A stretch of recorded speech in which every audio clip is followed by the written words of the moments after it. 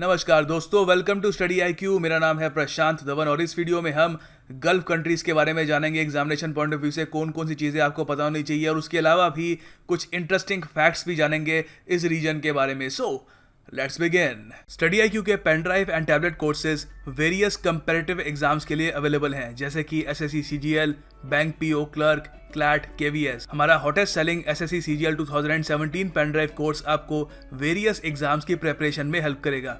और अब रिसेंटली हमने UPSC pen drive and tablet course भी लॉन्च किया है। ये कोर्स बनाया है भूमिका सैनी मैम ने, जिनकी 2016 UPSC एग्जाम में 664 रैंक आई है, doctor Gaurav Garg and doctor Mahipal Singh Rathore ने। पेन ड्राइव या टैबलेट कोर्स बाय करने के लिए आप विजिट कर सकते हैं studyiq.com या कॉल कर सकते हैं इस नंबर पर 9580048004।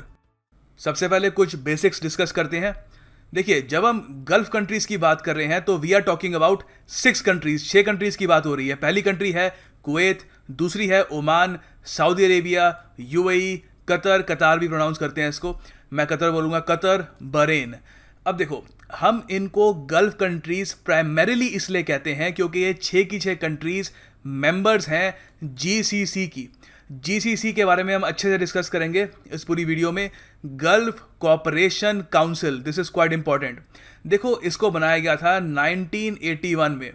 उस जमाने में ईरान इराक वॉर की जो आग पूरे रीजन में फैल रही थी, उससे इन देशों को डर लग रहा था कि इनके ट्रेड, इनकी इकोनॉमीज़ को भी नुकसान हो सकता है।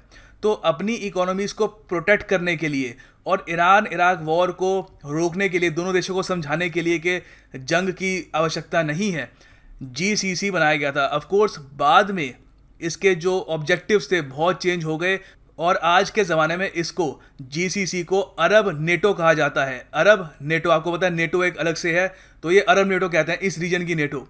तो यहाँ पे इसका इतना एवोल्यूशन कैसे हुआ, कैसे GCC इतना आगे आ गया। और यहाँ पे आपका ये भी एक क्वेश्चन हो सकता है कि इराक, जो खुद भी एक अरब कंट्री है, वो GCC का मेंबर क्यों नहीं है। ये सबको समझाने के लिए मुझे मैप का सहारा लेना होगा। अब देखिए, ये है मैप। यहाँ पे आप नज़र डालें तो ये इंडिया है। इंडिया की वेस्टर्न साइड पे अगर हम जाएं तो यहाँ पे आपको गल्फ कंट्रीज़ दिखेंगी। अब हम गल्फ कंट्रीज़ इनको इसलिए कहते हैं क्योंकि इनकी बॉर्डर टच करती है पर्शियन गल्फ को। अब अगर आपसे क्वेश्चन पूछा जाए कि वो अरब कंट्रीज़ कौन कौन सी हैं जिनकी कोस्टल लाइन पर्शियन गल्फ को टच करती है, तो यहाँ पे आपका आंसर होगा Iraq, Kuwait, Saudi Arabia, Bahrain, Qatar, UAE और ओमान। अब इंटरेस्टिंगली आप देखोगे, इराक की बहुत ही छोटी बॉर्डर है यहाँ पर, ये जो कोस्टल लाइन है जो टच करती है पर्शियन गल्फ को, बहुत ही कम। मगर फिर भी टेक्निकली इराक एक अरबिक कंट्री है। क्या ईरान एक अरब कंट्री है? नहीं, ईरान एक अरब कंट्री नहीं है। तो अरब कंट्री सारी यहाँ पर आती हैं और जो जो पर्शियन गल्फ को टच करती हैं, हम उनको कहेंगे अरेबिक कंट्रीज, जो पर्शियन गल्फ को, जिनकी कोस्टल लाइन टच करती है। अब इंटरेस्टिंगली GCC के मेंबर्स भी वही हैं जो अरब कंट्रीज हैं जिनकी जो कोस्टल लाइन है वो पर्शियन गल्फ को टच करती है, एक्सेप्ट इराक। इराक को देखिए GCC में लाने की कोशिश की गई थी, मगर कुछ डिफरेंसेस थे, कुछ इश्यूज थे, पॉलिटिकल, इकोनॉमिक, उसकी वजह से दोनों में एग्रीमेंट नहीं हो पाया और इराक GCC में नहीं आ पाया। मगर वैसे देखा जाए जोग्राफिकली, और जो इराक एक वैसे एक अरब कंट्री है, पर्शियन गल्फ से इनकी जो कोस्टल लाइन है वो भी टच करती है, तो उसके हिसाब से इनको GCC में होना चाहिए था, बट अनफॉर्चुनेटली नहीं है। तो GCC में अब आप देख पाओगे कौन कौन सी कंट्रीज़ हैं। कुवैत, सऊदी अरेबिया, यहाँ पे आप देखोगे बहरेन, 3 हो गई। अब बाकी 3 है कतर, UAE और ओमान। ऑलराइट, तो ये 6 की 6 कंट्रीज़ बनाती हैं GCC। और अब मैंने आपको ये भी दिखा दिया कि पर्शियन गल्फ से इनकी कोस्टल लाइन टच करती है। उसके अलावा ऑफ कोर्स आपको ये तो पता होगा, यहाँ पे जो ये नैरो कॉरिडोर देख रहे हो आप, ठीक है, अब आपको ये तो पता है ये सारी कंट्रीज एनर्जी रिच है, ना सिर्फ ऑयल रिच, एनर्जी रिच, मतलब कि यहाँ पर गैस के भंडार हैं, ऑयल के भंडार हैं, और ये पूरे वर्ल्ड में एनर्जी एक्सपोर्ट करते हैं। तो ये एक्सपोर्ट करने के लिए ये जो एरिया है ये बहुत ज़्यादा इंपॉर्टेंट है। ये है स्ट्रेट ऑफ हरमूज। यहीं से ज़्यादातर जो शिप्स होती हैं जो ऑल ओवर द वर्ल्ड, जो एनर्जी हंग्री कंट्रीज है, जैसे चाइना, इंडिया, और भी यहाँ पर नीचे आप देखोगे साउथ ईस्ट एशियन कंट्रीज़ हैं, आसियान कंट्रीज़ हैं, अफ्रीकन कंट्रीज़ हैं, यहाँ पर अगर ऑयल इनको बेचना है तो स्ट्रेट ऑफ हरमूज बहुत ही ज़्यादा इंपॉर्टेंट है। और यहाँ पे आप देखोगे ईरान जो है ये भी अगर चाहे अपनी नेवी के साथ स्ट्रेट ऑफ हरमूज चोक कर सकता है। तो ये एक बहुत ही बड़ा रीज़न है सऊदी अरेबिया और ईरान की एनिमिटी का। ऑफ कोर्स इसमें शिया सुन्नी का एलिमेंट भी है, मगर मैं हमेशा कहता हूं कि जियो पॉलिटिक्स में रिलीजन इतना इंपॉर्टेंट रोल नहीं प्ले करता जितना इकोनॉमिक इंटरेस्ट करते हैं। आप कई बार देखोगे कई देश जो जिनका रिलीजन आपस में हिस्टोरिकली बहुत ज़्यादा एनिमिटी रही है उन दोनों रिलीजन्स में, मगर तब भी जब उनको एक इकोनॉमिक कारण दिखता है जिसमें वो एक साथ आ सकते हैं तो वो एक साथ आते हैं। तो स्ट्रेट ऑफ हरमूज को लेकर यहाँ पर इस रीजन में बहुत ज़्यादा टेंशन रहती है, क्योंकि कल को अगर ईरान चाहता है तो इसको ब्लॉक करके देख ये पूरा जो रीजन है यहाँ पे इनकी जो इनकम है उसको वो कट कर सकता है। अब देखो स्ट्रेट ऑफ हरमूज में आप देखोगे बहुत सारे कंट्रीज डिपेंडेंट है, सबसे ज़्यादा चाइना डिपेंडेंट है, क्योंकि देखो स्ट्रेट ऑफ हरमूज से यहाँ पे शिपमेंट्स निकलती है ऑयल की, और पूरा फिर अरेबियन सी से निकल कर फिर यहाँ पे आप देखोगे यहाँ पर स्ट्रेट ऑफ मलक्का से निकल कर साउथ चाइना सी से गुजर कर तो जाके चाइना में पहुँचती है। इसलिए China billions of dollars invest कर रहा है ग्वादर पोर्ट पर, क्योंकि ग्वादर पोर्ट है यहाँ पर, यह है ग्वादर पोर्ट। तो चाइना चाहता है कि स्ट्रेट ऑफ हरमूज से सीधा जो ऑयल की शिपमेंट्स है वहाँ पर ग्वादर पोर्ट पे आए, और यहाँ पर चाइना रेल रोड्स और हाईवेज़ का एक बहुत ही बड़ा नेटवर्क बना रहा है पाकिस्तान से। पाकिस्तान को बेसिकली एक पैसेज की तरह इस्तेमाल किया जाएगा, और ये सारे जो यहाँ पे शिपमेंट्स होंगी यहाँ पे ले जाकर यहाँ से कैरी की जाएंगी। यहाँ पे पाकिस्तान ऑक्यूपाइड जो कश्मीर है ये वाला एरिया, इससे गुजरकर चाइना पे लाई जाएगी। तो यहाँ पर आप सीपैक जो चाइना पाकिस्तान इकोनॉमिक कॉरिडोर है उसकी इंपॉर्टेंस भी इतनी ज़्यादा क्यों है यहाँ पे आप समझ पाएंगे। सो अभी के लिए मैप से इतनी इन्फॉर्मेशन काफ़ी है। कुछ और फैक्ट्स देखते हैं इन कंट्रीज़ के बारे में। अब देखो ये है जीसीसी मेंबर स्टेट्स। अब इंटरेस्टिंग बात ये है जीसीसी ज़्यादातर मीडिया में यूज़ होता है और जगह भी हम बोलने में भी इस्तेमाल करते हैं, एग्ज़ाम में भी आपको जीसीसी ही मिलेगा, मगर जो ऑफिशियल नेम है जो डॉक्यूमेंट्स में यूज़ होता है नाम वो है the cooperation council for the Arab states of the gulf. तो आप यहाँ पे समझ पा रहे होंगे अरब स्टेट्स ऑफ द गल्फ मतलब पर्शियन गल्फ की बात चल रही है, वहाँ पे जो कोस्टल लाइन जो टच करती है अरब स्टेट्स की वहाँ पर, और ऑफ कोर्स वहाँ पे इराक भी होना चाहिए था, बट अनफॉर्चुनेटली इराक नहीं है। तो ये 6 मेंबर्स हैं। अब हम जो 6 मेंबर्स हैं यहाँ पे इनके बारे में बात करेंगे। देखो यूएई की कैपिटल है अबू धाबी। यूएई बेसिकली एक फेडरेशन है 7 एमिरेट्स का। एमिरेट्स बेसिकली एक पीस ऑफ लैंड होता है जहाँ पर बहुत ही लंबे समय तक एक रॉयल फैमिली वहाँ पे राज कर रही है। अब जो वहाँ पर हेड होता है उस पूरे रीजन का उसको एमिर कहा जाता है, तो वहीं से निकलता है एमिरेट्स। ठीक है, ये आपको बस यहीं पे मिलेगी, अरब स्टेट्स में ये चीज़ मिलेगी, और कई जगह पे इतना इस्तेमाल नहीं करते ये। ठीक है, तो जो 7 एमिरेट्स हैं जिनको जोड़कर यूएई बनता है वो है अबू धाबी, दुबई, शारजा जहाँ पे बहुत फेमस इंडिया पाकिस्तान के क्रिकेट मैचेस भी होते थे, अब नहीं होते, फिर है रस अल खमाया, फिर है अजमान, फिर है अल क्वैन। ये याद रखने की इतनी ज़रूरत नहीं है। मेन आपको ये याद रखना है, ये क्वेश्चन आपसे पूछ सकते हैं कि कितने एमिरेट्स से मिलकर यूएई बनता है। फिर मैंने कैपिटल आपको बताई थी, उसमें से अबू धाबी कैपिटल है। टोटल एरिया इतना है, याद करने की ज़रूरत नहीं है। और आपको ये याद रखना है जो इनका नेशनल डे है वो है 2 दिसंबर 1971 को। और उसके अलावा रिलीजन ऑफ कोर्स इस्लाम है, ऑफिशियल लैंग्वेज अरबिक है, और जो करेंसी है यहाँ की वो है दिरहाम। ये एक्सचेंज रेट है, इस पर ध्यान मत दीजिएगा, करेक्ट नहीं है, और एक्सचेंज रेट के बारे में आपको पता भी नहीं होना चाहिए, दैट्स नॉट दैट इंपॉर्टेंट। तो करेंसी याद रख लीजिएगा वो है दिरहाम। फिर आता है kingdom of Bahrain. Interesting country है, काफ़ी कॉस्ट ऑफ लिविंग काफ़ी कम है, इसको कल्चरल हब माना जाता है, और यहाँ के सोप ओपराज मतलब टीवी शोज़ भी काफ़ी फेमस हैं। तो देखो किंगडम ऑफ बहरीन एक आर्कीपेलगो है। आर्कीपेलगो मतलब कि आइलैंड्स का ग्रुप है।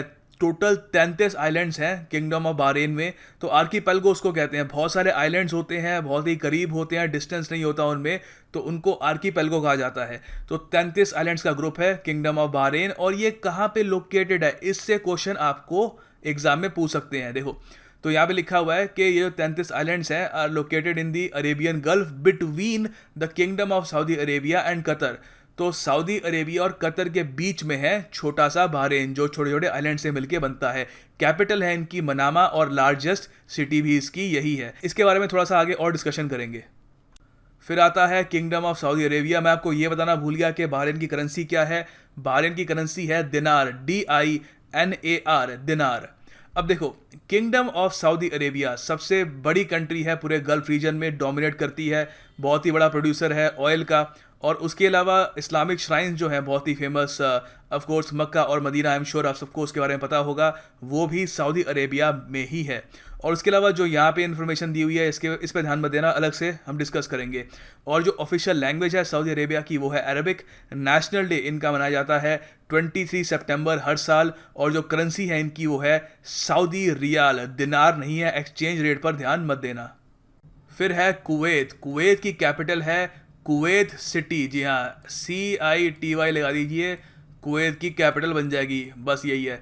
इनकी करेंसी है दिनार, और इस वक्त मैं जब ये वीडियो रिकॉर्ड कर रहा हूँ दुनिया की हाईएस्ट वैल्यूड करेंसी है। अगर हम एक कुवैती दिनार खरीदना चाहें इंडियन रुपीज़ में तो अराउंड 210 रुपीज़ का पड़ेगा।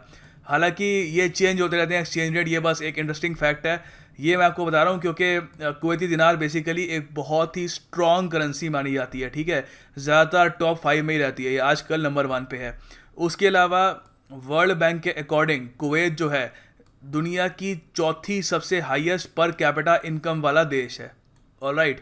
और उसके अलावा इसको हॉलीवुड ऑफ गल्फ भी कहते हैं क्योंकि कुवैत में बहुत ज़्यादा इनके टीवी शोज़, फॉर एग्जांपल जैसे इंडिया में आप देखोगे बॉलीवुड बहुत ही ज़्यादा फेमस है। आपको जैसे इंडिया जैसी फिल्म इंडस्ट्री आपको पाकिस्तान, श्रीलंका, बांग्लादेश, इवन चाइना में भी आपको इंडिया जैसी फिल्म इंडस्ट्री नहीं मिलेगी जितनी बड़ी फिल्म इंडस्ट्री इंडिया की है और जितनी वाइब्रेंट है। तो इसलिए इसको हॉलीवुड ऑफ द गल्फ भी कहते हैं, क्योंकि बहुत ज़्यादा यहाँ पे सोप ऑपराज और थिएटर वगैरह काफ़ी, इनका एक कल्चर काफ़ी अच्छा है उसका, और जो गवर्नमेंट है वहाँ पे वो भी इसको काफ़ी हद तक प्रमोट करती है। फिर है ओमान। ओमान की कैपिटल है मस्कट, काफ़ी एक फेमस सिटी है गल्फ रीजन में, और जो इनकी करेंसी है वो है रियाल। ओमान के पास ऑयल के इतने खास रिजर्व्स नहीं हैं, बहुत ही मॉडेस्ट रिजर्व्स हैं, मगर जो इनकी पोजीशन है जोग्राफिकली वो बहुत ही ज़्यादा महत्वपूर्ण है। पर्शियन गल्फ जब खुलता है, जो उसका मुंह है पर्शियन गल्फ का, वहीं पर ओमान है, और स्ट्रेट ऑफ हरमूज में भी काफ़ी एक इम्पॉर्टेंट इसका रोल रहता है ओमान का। और एक पीसफुल कंट्री है रिलेटिवली, ज़्यादा यहाँ पर टर्बुलेंस देखी नहीं गई compare to the rest of the region. फिर है कतर या कतार जैसे भी आप कहें। तो देखिए कतर की आपको ये याद रखना है कि इसकी कैपिटल क्या है, दोहा। बहुत ही फेमस कैपिटल है, बहुत फेमस एग्रीमेंट्स हो रखे हैं यहाँ पर। अब देखो कतर रिसेंटली आपको पता है न्यूज़ में ही बहुत है, उस पर मैंने पूरी वीडियो बनाई है, बहुत लंबी 30 मिनट लंबी वीडियो है, 6 लाख से ऊपर लोग देख चुके हैं उसको, आप वो भी देख सकते हैं स्टडी है कि वीडियो सेक्शन में। और उसके अलावा देखिए पॉपुलेशन जो है कतर की बहुत कम है, और बेसिकली ये ऑयल रिच उतनी नहीं है जितनी गैस रिच है। यहाँ पे नेचुरल गैस की भरमार है, और बहुत सारी कंट्रीज़ को इंक्लूडिंग इंडिया को ये अपनी नेचुरल गैस एक्सपोर्ट करते हैं, और उसकी वजह से एक बहुत ही रिच कंट्री उभर के आया है कतर। कतर के बारे में आपको ये याद रखना है कि इसका जो यहाँ पर करेंसी है वो है रियाल, RIYAL, रियाल। अब GCC के बारे में कुछ जानते हैं। GCC के जो हेडक्वार्टर्स हैं वो है रियाद में। अभी तक GCC में सिर्फ 6 मेंबर ही रहे हैं सिंस इट्स इंसेप्शन, जब से GCC की शुरुआत हुई थी 6 ही मेंबर रहे हैं, ना कोई ऐड हुआ है ना किसी को निकाला गया है। फ्यूचर में हो सकता है जॉर्डन, मोरक्को, यमन, ये 3 देश GCC में शामिल हो जाए, मगर अभी तक कुछ ऑफिशियल नहीं है, ये बस स्पेक्यूलेशंस हैं।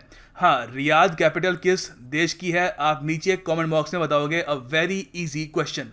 अब देखो अगर हम 2014 का जो डेटा है उस पर नज़र डालें, ये मैंने GCC की वेबसाइट से लिया है, तो यहाँ पे आप देखोगे GCC में स्टूडेंट्स बहुत ज़्यादा आ रहे हैं। 9.5 मिलियन स्टूडेंट्स अभी पढ़ रहे हैं GCC कंट्रीज़ में। ऐसा क्यों है, इतने सारे स्टूडेंट्स वहाँ पे क्यों जा रहे हैं? क्योंकि GCC अपने एजुकेशन सेक्टर में इन्वेस्ट कर रहा है ताकि दुनिया भर से स्टूडेंट्स वहाँ पे पढ़ने के लिए आए, वहाँ पे रिसर्च सेंटर्स खुलें, और उसके अलावा स्टूडेंट्स आते हैं तो उससे उस देश को भी कमाई होती है। मगर GCC कंट्रीज़ को ऐसा करने की ज़रूरत क्यों पड़ी?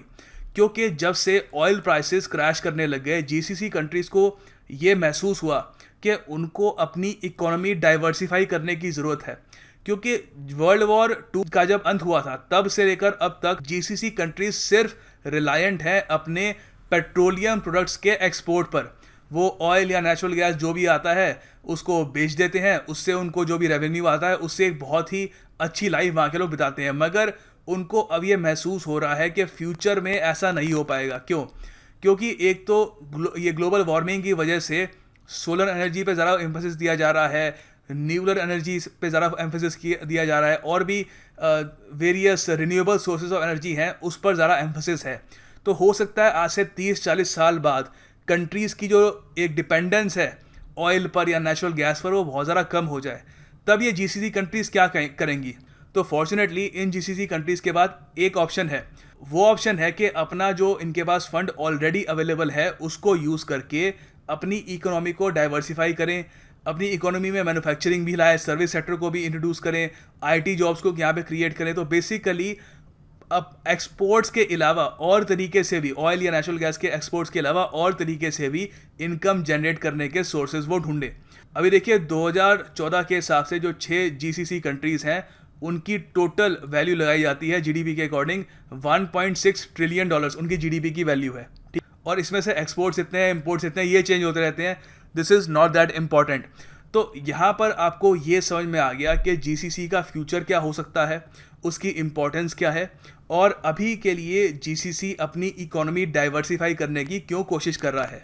तो यहाँ पे आप देख सकते हैं टूरिस्ट कितने आते हैं जीसीसी कंट्रीज़ में एवरी सिंगल ईयर। जो मेजर चंक आता है वो सऊदी अरेबिया है, और जीसीसी कंट्रीज़ टूरिज़्म को भी एक इम्पॉर्टेंट सेक्टर देख रही है जिससे वो अपना रेवेन्यू इंक्रीज़ कर सकती है इन द कमिंग ईयर्स, क्योंकि जैसे कि मैंने आपको बताया था एक्सपोर्ट्स पे वो डिपेंडेंसी कम करना चाहते हैं। कतर पे अभी आप देख सकते हैं बहुत ही कम लोग जाते हैं कतर में, मगर जब फीफा वर्ल्ड कप यहाँ पे ऑर्गेनाइज़ किया जाएगा 2022 में फीफा वर्ल्ड कप, तो उसमें ऑफ कोर्स टूरिस्ट यहाँ पे बहुत ज़्यादा हो जाएंगे। और अगेन ये भी एक स्टेप है उनका अपनी इकोनॉमी को डाइवर्सिफाई करने में। तो वीडियो को कंक्लूड करने से पहले एक बार मैप पे फिर नज़र डालते हैं। तो देखो ये है हमारा गल्फ रीजन, यहाँ पे आप देख सकते हो ये है सराउंडेड बाय रेड सी, ये है यहाँ पर रेड सी, ठीक है। और फिर है यहाँ पर गल्फ ऑफ एडन, यहाँ पे है अरेबियन सी, और फिर आता है गल्फ ऑफ ओमान, और ऑफ कोर्स यहाँ पे all important the Persian gulf.